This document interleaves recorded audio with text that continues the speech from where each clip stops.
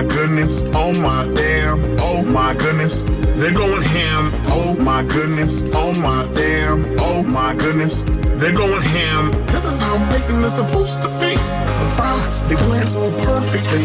The cheese up in here is going ham. Damn, damn, damn. I wish you could smell what I'm smelling.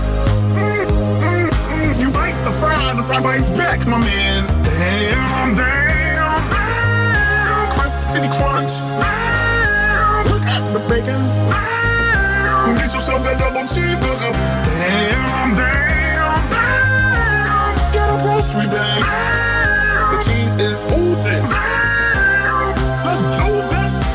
Damn, damn, damn. Do you want to know the difference between a wheat burger and a burger that has strength? And a burger that has strength. A wheat burger you can chew and stop talking. A burger with strength you chew, the meat just absorbs all the space and all the air possible all in your throat. To the point that if you wanted to start talking, nothing but is coming out.